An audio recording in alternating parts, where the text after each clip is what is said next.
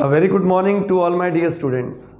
Today we are going to start with the last part of the chapter GDP and welfare, and we are going to start with the concept what is the meaning of welfare, its types, is per capita real GDP a index of economic welfare or is it a true index of economic welfare? So today we will discuss all these topics. Let's start with the first topic, meaning of welfare. क्या है welfare? Welfare means sense of well-being. मेरे अंदर कुछ मुझे लगता है कि मैं पहले से better off हूँ, तो it is called a welfare. Welfare is affected by many factors. मेरे consumption का level, types of goods and services I consume, environmental pollution, my neighborhood, respect for others, dignity of labor, ये सारी चीज़ें हैं जो welfare के ऊपर असर डालती हैं. So on this basis, welfare is classified in three categories or three types. One is called economic welfare. Economic welfare का मतलब welfare affected by economic factors like consumption of goods and services, money, income, this all. Consumption, income, this is called economic welfare. Non-economic welfare, not economic factors, but non-economic like respect, dignity of labor, pollution-free environment, these all basic etiquettes.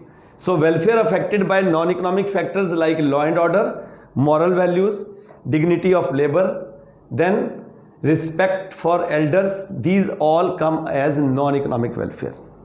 Third is a social welfare. The sum total of economic and non-economic welfare, दोनों को जोड़ दें, it is called social welfare. And social welfare का मतलब total welfare of the society as a whole. Next topic is what are the limitations of per capita GDP as a indicator of economic welfare? क्या क्या कमियां हैं per capita GDP की कि वो economic welfare का true index है या नहीं? तो देखो अब limitations में when the per capita real GDP rises, it means it implies greater availability of goods and services. जब पर कैपिटा रियल जीडीपी बढ़ेगा इसका मतलब लोगों के पास गुड्स एंड सर्विसेज बढ़ेंगी and hence greater economic welfare, और उनका वेलफेयर भी बढ़ेगा. But rise in the GDP may not be a true indicator of economic welfare. कहता है लेकिन यह जरूरी नहीं कि जीडीपी बढ़ेगा तो इकोनॉमिक वेलफेयर बढ़ेगा ही बढ़ेगा. नहीं, ऐसा जरूरी नहीं. क्यों? Because of these reasons. पहली बात वो करता है डिस्ट्रीब्यूशन ऑफ जीडीपी, कि जो जीडीपी है उसका डिस्ट्रीब्यूशन कैसा है. अगर अमीर ज्यादा अमीर हो गया, गरीब और गरीब हो गया, तो डिस्ट्रीब्यूशन अनइक्वल है. और utility of money for the poor is more than that of rich. इसका मतलब जीडीपी तो बढ़ा लेकिन उसका अनइक्वल डिस्ट्रीब्यूशन होने से इकोनॉमिक वेलफेयर नहीं बढ़ेगा. देखो वो यही कह रहे हैं. If there is inequality in the distribution of income, that is the rich becoming more richer and poor becoming more poorer, it will reduce the economic welfare. क्यों? Because the welfare for him, for the poor, the utility of money, rupee of income is more than rich. If with rise in the per capita real income, inequality in the distribution of GDP rises, अगर बढ़ेगा, it may lead to decline in the welfare. तो पहली बात तो prove हो गई कि ये जरूरी नहीं कि पर कैपिटा रियल जीडीपी के बढ़ने से वेलफेयर बढ़े, क्योंकि अगर वो डिस्ट्रीब्यूशन इक्वल नहीं है तो वेलफेयर बढ़ने की जगह घटेगा. नॉन मॉनेटरी ट्रांजैक्शन आपने पढ़ी है, सर्विसेज ऑफ हाउसवाइफ और जो हम सारी डोमेस्टिक सर्विसेज करते हैं एक दूसरे के लिए, इससे वेलफेयर तो बढ़ता है लेकिन ये हमारी जीडीपी में इंक्लूड नहीं होती. इसका मतलब जीडीपी वेलफेयर का ट्रू इंडेक्स नहीं है. Look, on account of practical estimation difficulties, क्योंकि इसको हम प्रैक्टिकली एस्टिमेट नहीं कर सकते, services of housewife and other family members which certainly increase the economic welfare, जिससे कि वेलफेयर बढ़ता है, they are not included in the estimation of GDP. उनको हम जीडीपी में एस्टिमेट नहीं करते.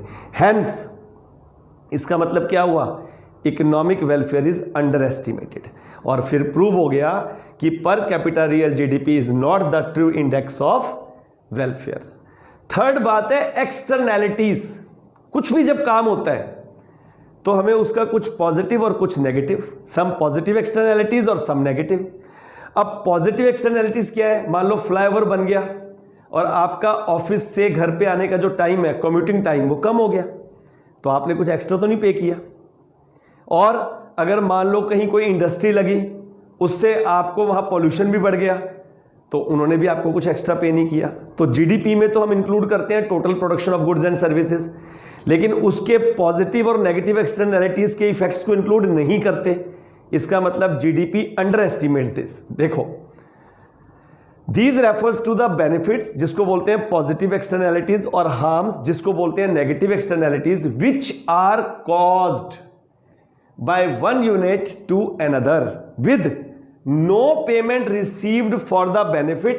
बेनिफिट के लिए कुछ आपको पे नहीं मिले करना आपने।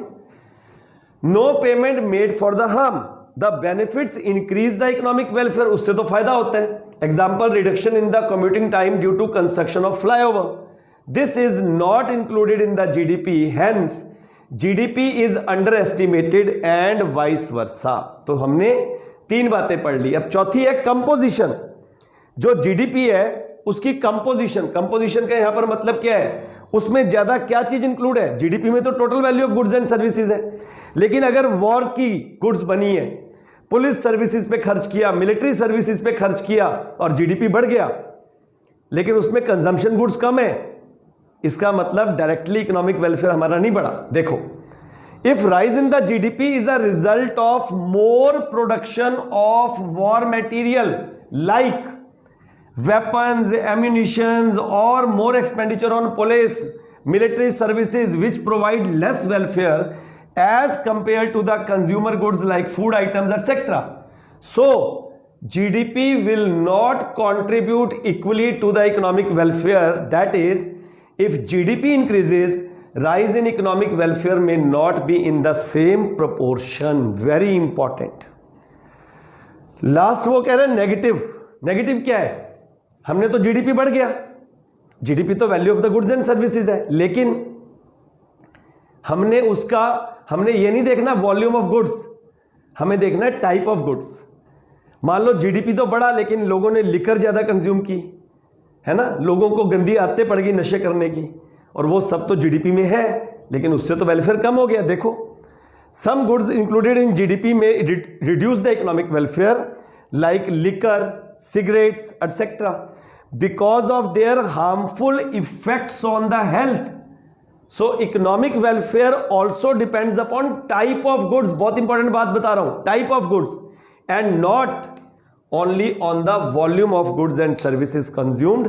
तो इससे, इन 5 बातों से ये प्रूव हो गया कि per capita real GDP economic welfare का ट्रू इंडिकेटर नहीं है। ये इसकी 5 लिमिटेशंस हैं। डिस्ट्रीब्यूशन अगर इक्वल नहीं है तो नहीं है, नॉन मॉनेटरी ट्रांजैक्शन इंक्लूड नहीं होती तो ये अंडर एस्टिमेट करता है वेलफेयर को, एक्सटर्नैलिटीज को इसमें नहीं लिया जाता। कंपोजिशन कैसी है? अब कंपोजिशन अगर मान लीजिए, मैंने अभी क्या बताया कि अगर ज़्यादा प्रोडक्शन वॉर गुड्स हुई है, पुलिस सर्विसेज, तो वेलफेयर नहीं बढ़ेगा। और किस तरह की गुड्स का कंट्रीब्यूशन ज्यादा है, खाली वॉल्यूम नहीं देखनी, टाइप ऑफ गुड्स को भी देखना है। इसके साथ ही हमारा ये चैप्टर और यूनिट कंप्लीट हो गया। फिर वही रिक्वेस्ट जो मैं हर लेक्चर के बाद करता हूं, बढ़िया तरह से नोट्स बनाओ, साथ साथ रिवाइज करो और अपनी तैयारी करो। God bless you all.